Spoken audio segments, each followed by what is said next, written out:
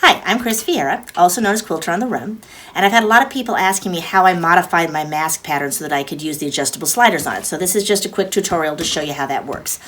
I used to be a nurse, and I always hated having all that elastic behind my ears because it really hurt after a while. And so when my husband needed one of these as a railroader to go to work working 8, 10, 12-hour shifts, I wanted to make something that was not just a really, really good fit for him, but also really comfortable, and he didn't have to worry about taking it off and setting it down and getting contaminated and stuff. So this is what I came up with.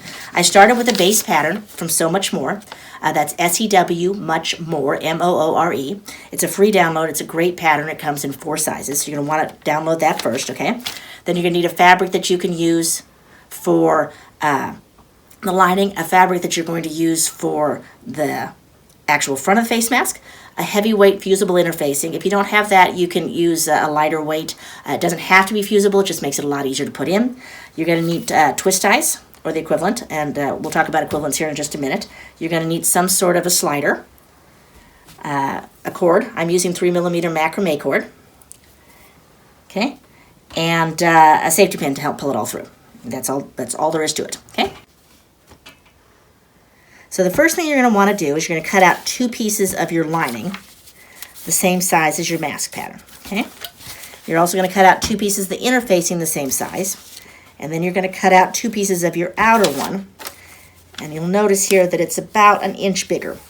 And this is the modification I'm doing to make the casing on the sides. Okay. Then I went ahead and I fused my interfacing to the wrong side of my fabrics. And I'm going to put both of these right sides together.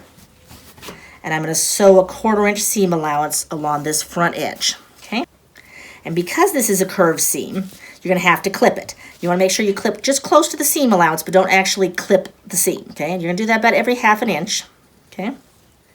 And once it's clipped, then you're going to go ahead and you're going to press it open, okay? Just like that, right? After you got it pressed open, you're going to need to sew in your nose piece. Now, the importance of the nose piece is it helps to ensure a really good fit, because what happens, and you'll notice this especially if you wear glasses, is you'll find that your mask is fogging up, and it's fogging up because you don't have a good seal around your nose. So you need to use something metal that you can use to actually form to it. I'm using twist ties because I got them off of Amazon, and they're kind of fun colors. Doesn't really matter because you're never going to see them, but it's kind of fun. But you can use floral wire or you can use pipe cleaners. Doesn't matter. Just remember that even though there's a thing going around on the internet that says you can put these in the microwave for 2 minutes to clean them, please don't do that, because what will happen is it will catch fire or it will explode because there is metal in them. So if you need to clean them, you can toss them in the washing machine. I personally recommend hand washing them because that's going to extend their life a lot longer, okay? So you're just going to lay it down here, and then we're going to zigzag stitch it. Okay, so now I've got my machine set on a fairly short stitch length, but a really wide zigzag. And I'm just about 1/4 inch down from the top, because that's going to be inside my seam lines, because you want it to be right at the top edge of your mask. So I'm going to go ahead and I'm going to zigzag from one side to the other, and then I'm going to backtrack a little bit just to hold it into place. Okay? And then we're just going to sew along.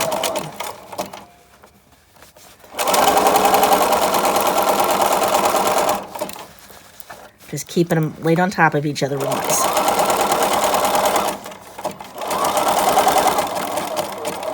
The other side, we're just going to do another little zigzag, okay? Now that you've got that zigzag into here, okay, we're going to come and we're going to go on each side, and we're going to fold over roughly 1/2 inch. And we're just going to iron it down. We're going to do that again. Okay? And we're only doing this on the inner lining piece.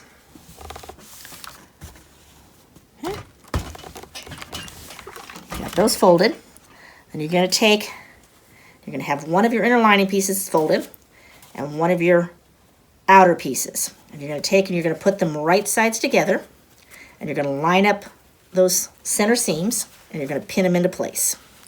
And you're going to note that I'm about 1 1/4 inch, 1.5 inches from the outside edge, and that's absolutely perfect.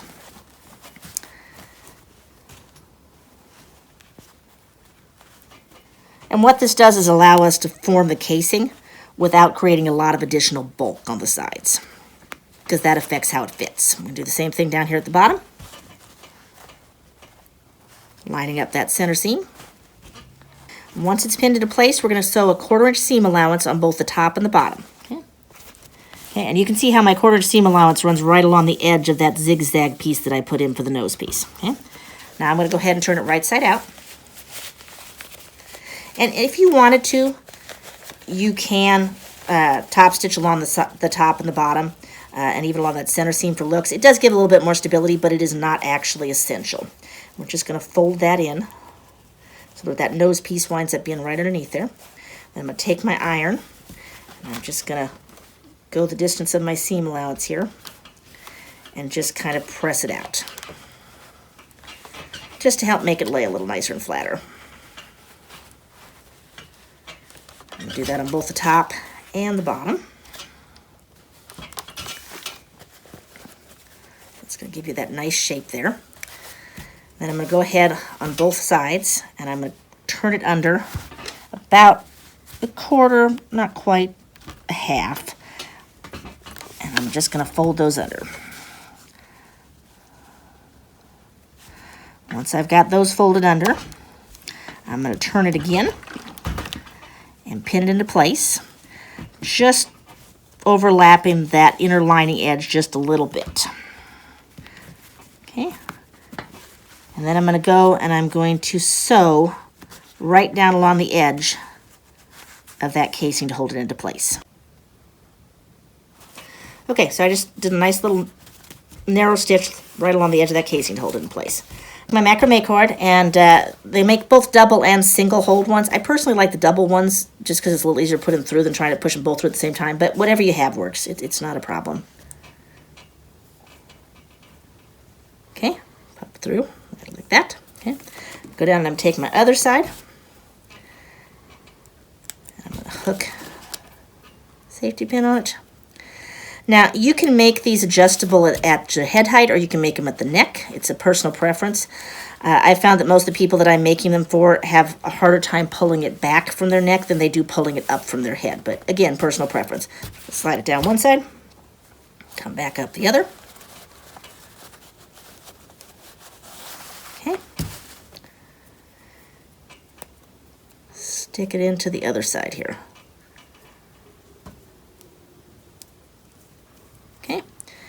Now, after you've adjusted this to length, and these cords are cut at about 3.5 feet, you're going to want to tie knots to keep them from unraveling. But first, you're going to want to try it on and make sure that you have a long enough length of your cord. So, now, it just goes over your head like this. Put the mask into place, come back up, slide it in here. Okay? And you will note that when I tighten it up like this, it makes a really nice tight fit along the sides of the cheek. And then I'm going to adjust the nose piece into place. Okay, good to go.